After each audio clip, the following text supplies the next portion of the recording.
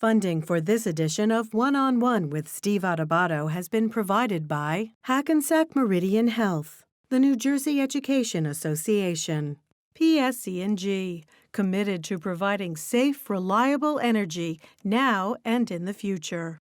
The Russell Berry Foundation, making a difference. The Northward Center, United Airlines, TD Bank, the New Jersey Economic Development Authority, and by Adler Aphasia Center, offering therapeutic programming for stroke and brain injury survivors with aphasia. Promotional support provided by NJ.com, Small News, Big News, True Jersey. And by Tap Into TV. This is One-on-One. I'm an equal American just like you are. The jobs of tomorrow are not the jobs of yesterday. Look at this. You got this? Here it is, man. Look at that. Life without dance is boring. I don't care how good you are or how good you think you are, there is always something to learn. Do you enjoy talking politics? No. People call me because they feel nobody's paying attention. Our culture, I don't think, has ever been tested the way it's being tested right now. Such a good question. High five. Welcome to One-on-One. I'm Steve Adubato. We're coming to you from the Agnes Varis NJ TV studio here in beautiful Brick City, Newark, New Jersey. It's our honor to welcome Bill Rauch, who is Artistic Director, the Ronald Perelman Performing Arts Center, under construction at the World Trade Center. Good to see you, Bill. It's great to be here. Describe, it's called the Perelman. The Perelman. Make it come alive as we, by the way, looks like September of 2021 it should be opening. The 20th anniversary of 9/11, we're going to have some kind of presence there, and the building will be fully open and operational in the months after that. We're showing some renditions. Talk about it. It's an extraordinary feat, what's going on right now. The building is under construction, and it will be a multidisciplinary performing arts center, music, dance, chamber opera, and theater. And it will give hope and bring life to that sacred ground of the World Trade Center. You know, it's interesting, that location. Yeah. Significant for a lot of reasons. Mm-hmm. You know, 20th anniversary, significant for a lot of reasons. Absolutely. What could it do for the lower Manhattan community? What could it really do? Well, the lower Manhattan community has transformed so much in these 18 years. Sure has. It's quite remarkable, and I'm living down there now. Oh, you are? As part of my new job. I really wanted to be a neighborhood artistic director. By the way, we should clarify, you're also born and raised in beautiful Red Bank, New Jersey. Thank you very much. You bet. I'm a proud And then went out Jersey to boy. the West. 27 years on the West Coast, and have now come back home, back east. Yes. The Perelman really is in the business of bringing people together and creating hope. We are going to do performing arts that will bring international artists, domestic artists, people who have been artists their whole lives, and community members who may be first-time artists. So the building is going to be bursting with life. And I just can't wait for all the kind of projects that we're going to do. You know, Ronald Perelman, the name, people may think, I kind of know that name.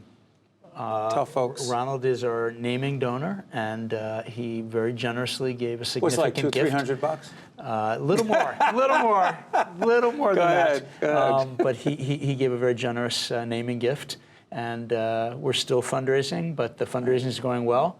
It costs a lot of money to build Are you a involved in building on the World Trade Center. Sorry for interrupting, but we are involved in the arts on the media side, but we're also raising money in public broadcasting, as we know. You're involved in fundraising? I don't think you can be part of the nonprofit world and not be a fundraiser. That's part of the gig. Absolutely. And here, okay, let me tell you my little secret. You're going to tell me a fundraising secret because I'm going to write it down. No, my secret is that I actually enjoy talking to people to raise money because it's about connecting people with their passion for what you're trying to do. And that's a joy, right? To talk to people about why you're doing what you do, how you believe in it. That's fun, actually. I agree. I agree, and that is what we've been doing for a long time here because we believe in public broadcasting. That's right. Talk about your background. When did you know you loved being involved in the arts? Well, as a kid in New Jersey, and I also grew up in Connecticut in part, I loved theater from an early age. I wanted to be an actor. I would go into New York and see as much theater as I could, do as many plays in school. When I got to college, I directed my first full-length play and realized, oh, I'm a director. I'm a terrible actor. I should never act Wait again. a minute. How did you, seriously, how did you know you were terrible? Because you've directed on Broadway. I could just, yeah. In Well, fact, okay, we just opened a show last night, The Great Society. About The Great Society? OBJs. With Brian Cox? With Brian Cox. We opened it last night. Is that part of the trilogy? It's part of a two-play series. All the Way we did with Bryan Cranston 5 years ago. Is he good? I'm joking. I'm sorry. He's got little talent. Both of these Bryans. Yes, exactly. A little bit of talent. So I'm sorry, I cut you off. So tell folks what this is about. So I became a director. I directed a ton of shows as a student. I co-founded a theater company that worked with low-income people in rural and urban communities across the United States. Was that when you were at Harvard? Coming out of Harvard, I co-founded this theater company with a lot of my friends, and we worked in isolated rural towns all over the country, and then urban neighborhoods, putting plays on with first-time artists all over the country. And then I moved to Southern Oregon, where I had the great privilege of running the Oregon Shakespeare Festival, the country's largest rotating repertory theater in rural Southern Oregon, and did that for the past 12 years. Do you mind moving around as much? No, I think it's a big adventure. And my family and I are now settled in New York, as I said, and excited to be there. You know, as I think about this, when I listen to you, in a lot of ways, Bill, your passion for the arts, not just the artistic side of the arts, but also, you said, the fundraising piece. But in all seriousness, when you talked about working with young people, children, who very rarely get an opportunity to be exposed to the arts, impact on the community, the connection between the arts and revitalizing a community, but also enriching a community, I don't want to be overly philosophical, seems very real for you. It's a deep passion, because I believe that we make meaning through story, and performing arts give us the chance to try to make meaning of our lives. What's happened before, what's happening now, what could happen in the future. So when people say things like, oh, well, the arts, I mean, it's nice, but come on. You don't buy that. Is it now more than ever with our polarized political dialogue, with the fact that we don't seem to be able to talk to each other as easily as maybe we used to? Maybe I'm being overly idealistic. Art's more important than ever? I have seen for decades now the arts bring people together who would never come together otherwise. People finding common ground through a play, through a piece of music, through a dance, coming together across vast differences and connecting. There's nothing like it. And that's what the Perelman could and should do. That is what the Perelman will do. Listen, make sure that you join us again. We have a studio, speaking of names and naming rights, the Tisch, WNET studio across the river is where we tape one-on-one. And the Tisch family gave generously there. I want to make sure that you join us over there at the appropriate time as you lead into the opening of the Perelman in September, the 20th anniversary of 9/11, 2021. Please join us. I would love to do that. Thank you. It's such a pleasure to talk to you today. Same here. Yeah. This is One-on-One. I'm Steve Adubato. We'll be right back. To watch more One-on-One with Steve Adubato, find us online and follow us on social media. We're pleased to welcome Dr. David Gerlach, Associate Professor and Chair, History Department, and the Director of the Center for Holocaust and Genocide Studies at St. Peter's University. Good to see you, Doctor. Oh, thank you for having me. Break it down. It's been 75 years.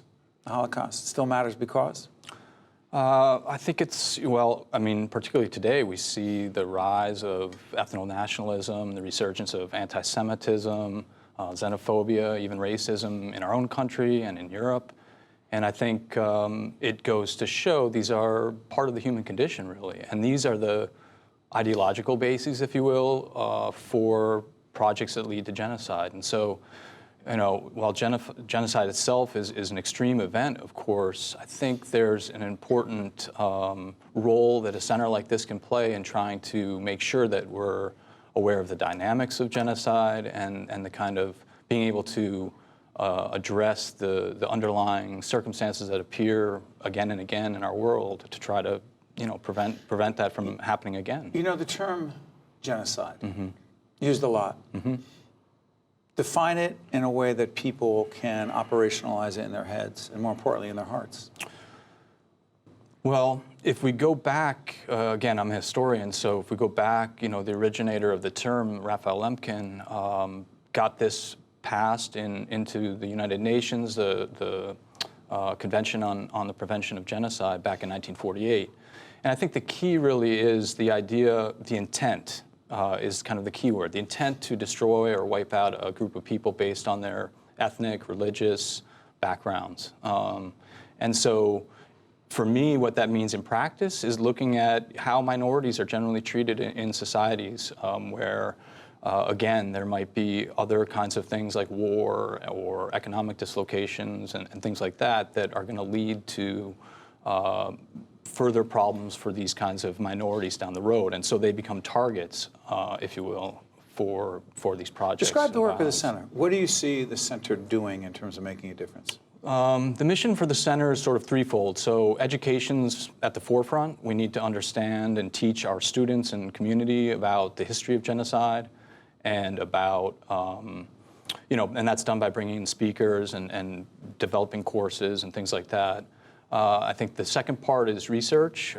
This is something we'll have to build on. My own research is in that area a bit, but we'd like not only faculty but students to take up research on this topic so that, again, generations from now, this isn't forgotten. And then the third part for us at St. Peter's is about service. And so this goes to the mission of the school. The Jesuit university that exactly. you are. Mm-hmm. The Jesuit mission, which is not just to talk about religion and to know it, but to live it. Go ahead. Right. Well, and I think, and to build on that, to serve others, right? And so while, again, it might not be seen as kind of seamless or directly related to genocide, I want to get our students working with refugees and thinking about how they might have an impact on these groups that I was referring to earlier, the minority groups that are targeted and things like that. And so last semester, for example, I ran a service learning course. We partnered with some local organizations, First Friends, New York, New Jersey. There's a small group in Jersey City called Welcome Home.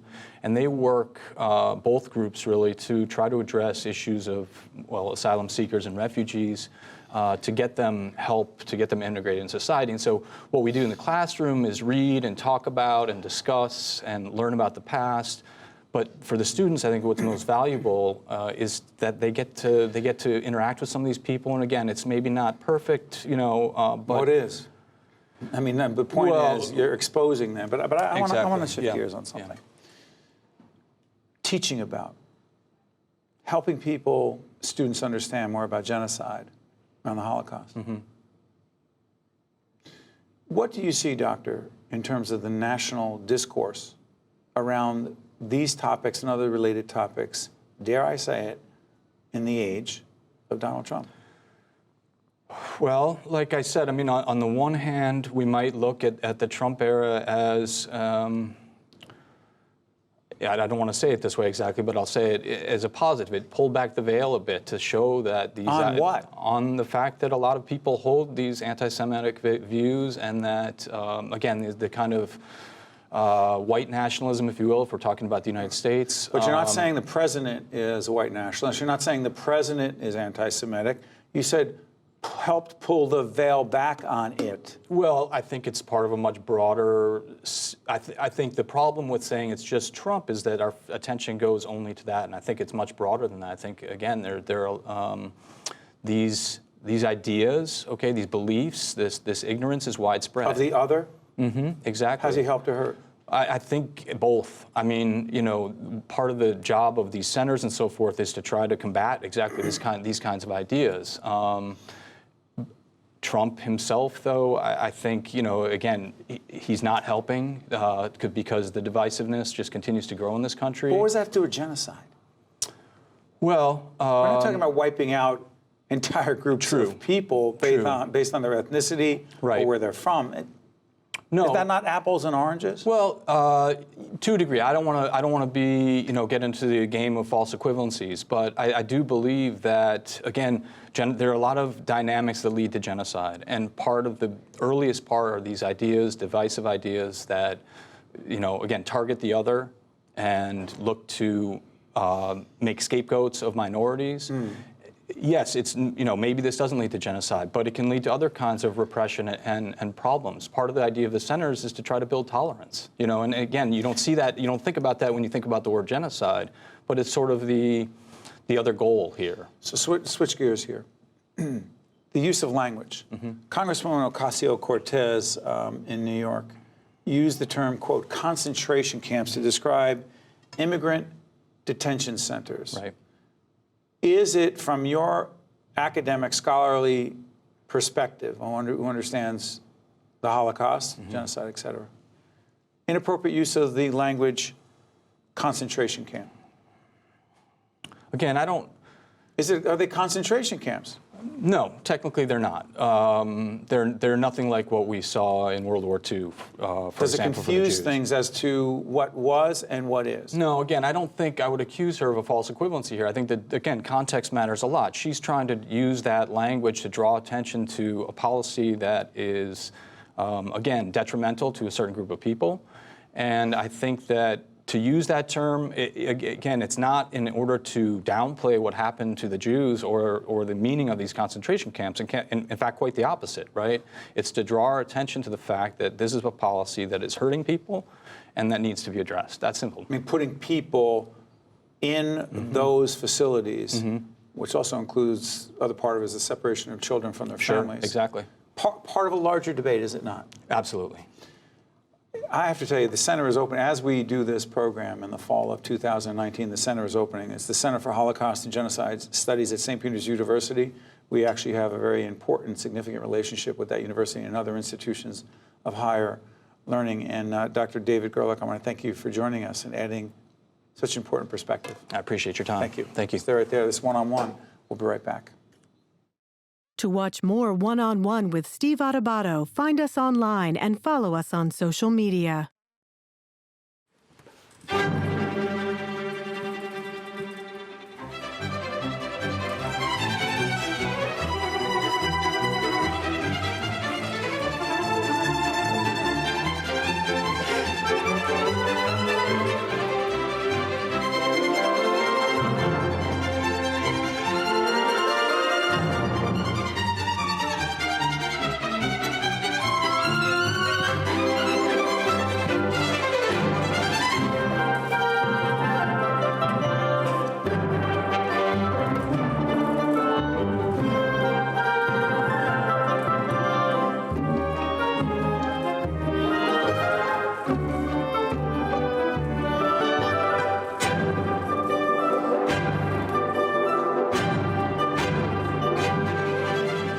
Wow. That was, in fact, the Montclair Orchestra. This is David Chan, the music director. You saw him conducting there. He's also a concertmaster at the Metropolitan Opera. Hold on one second. I need to clarify something. What we were just looking at, coming from St. Luke's in Montclair. That's correct. Around the corner from where I live. Absolutely. And I thought I knew what was going on in town. That's extraordinary. Talk about that orchestra. Well, we're relatively new on the block, that's for sure. We're in our third season now, but I think already very exciting things are happening. And it was conceived originally as a way to serve the cultural community in Montclair, which, as you know, is so rich. Absolutely. But maybe not as deep in music as it is in art and film and some other areas. So this came about, and by the way, it turned also into a project to help train the next generation of musicians. How so? We're approximately half and half professional and student. So we have the best orchestral musicians in the world coming from Lincoln Center, New York Philharmonic, Metropolitan Opera, also Jersey Side, New Jersey Symphony, and other top orchestras in the area, playing together with conservatory students from Juilliard, Manhattan School, Montclair State, of course, and it's just turned into a fantastic collaboration. How are you getting these extraordinary musicians? How are you getting them to come to St. Luke's in Montclair? Well, I think anytime you're a musician, there's a part that you do for yourself, for your own artistic creativity, but a part also just to give something to the community. And when you work with students or teach, you're giving to the next generation. So I think it's all these things put together. There's a desire to do things outside the normal box. And I really think the project has brought out the best on both sides. You have the younger colleagues inspiring their older ones, and then also the older ones with their experience, the students have to up their game a little bit. Dave, you're looking at the students here. How are they selected? Because they have to be awfully talented. Well, we're lucky in this area with the proximity to New York City that we have access to some of the best students in the world, as well as the professionals. A lot of it is teacher recommendations, some of it is auditions, some of it are players that I know and encounter through summer festivals. So it's a variety of methods. You know, you're a violinist. Yes. My notes say, he's a brilliant violinist. At what point, beyond being a brilliant violinist who obviously had to work many, many long, hard hours to get to be the musician you are, at what point did you know you wanted to play this role with an orchestra that you're playing now? That's a very good question. I didn't know that for a long time. I actually resisted the role of the baton. I always felt the role of the baton. Well, to be a conductor. Were you asked to do it before that you said no? Well, I would dabble in it. But I just felt like I had so much growth still to do on my own instrument. And while that has not stopped, I did reach a point where seeing and hearing how all the different parts of the orchestra work, rather than just to have my own voice on that one instrument, started to become more and more interesting to me. You know, I'm speaking of interesting, I'm sure that there's some in our audience who are tired of me doing this, but I often say I'm a student of leadership. And so the analogy I often use when I'm teaching or writing about leadership is about an orchestra, even though I can't play an instrument. Help us understand. You are the leader of this orchestra. What have you learned about leadership in being that leader of that orchestra and others?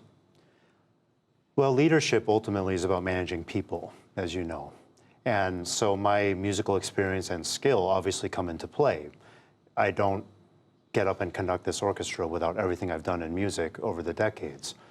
But conducting is more than just conducting skill and musical skill. It's also about being in tune with people. And I'll never forget what one of my early conducting mentors said to me is, always remember you're conducting people and not notes on a page.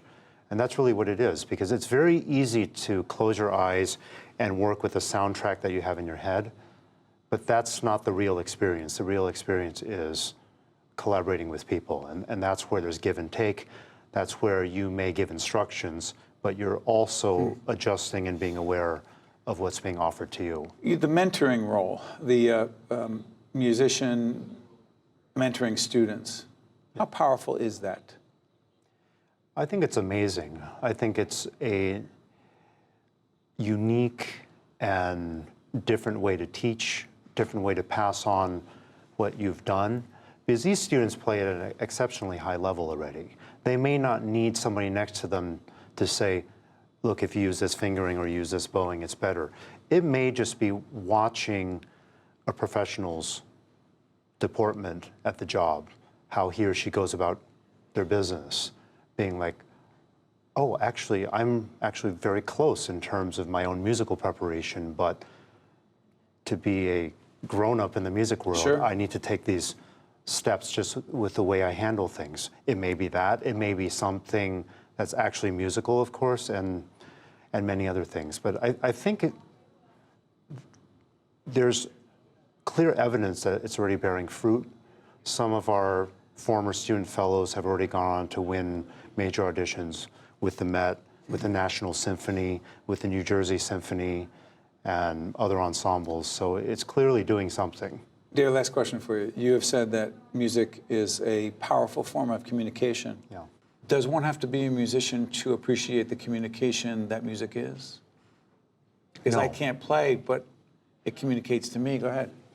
Absolutely not. It's like food or wine. You don't have to be a cook or a winemaker or a sommelier to love what's being presented to you. And that's the ultimate goal, is for music and your performance to say something. You don't need perfection, you just have to say something. Before I let you out here, David Chan, upcoming for the Montclair Orchestra is, come on, plug some stuff. Carnival of the Animals, children's program, November 3rd. Wow. This, by the way, this may be seen after, but they can go on your website, right? Which is? We have a Emerging Voices program in April. Linneman young artists from the Met collaborating with the Montclair Orchestra. Go on the website, find out more. David, thank you so much. Thank you. Welcome, neighbor. I have to get by. Thank you. Take care. Stay right there. Please do come. This has been One-on-One. I'm Steve Adubato. Thanks for watching. One-on-One with Steve Adubato has been a production of the Caucus Educational Corporation. Funding has been provided by Hackensack Meridian Health, the New Jersey Education Association, PSC&G, the Russell Berry Foundation, the Northward Center, United Airlines, TD Bank, the New Jersey Economic Development Authority, and by Adler Aphasia Center. Promotional support provided by NJ.com and by Tap Into TV. Transportation provided by Airbrook Limousine, serving the metropolitan New York, New Jersey area. I'm Tim Sullivan, CEO of the New Jersey Economic Development Authority. Since joining the NJEDA, I've been struck by the incredible assets and resources that New Jersey has to offer. The NJEDA is working every day to grow New Jersey's economy in a way that maximizes the values of those assets to benefit every single New Jersey resident. This includes more support for small businesses and a focus on reclaiming New Jersey's position as a leader in the innovation economy. Visit njeda.com to learn more about how NJEDA is building a stronger and fairer New Jersey economy.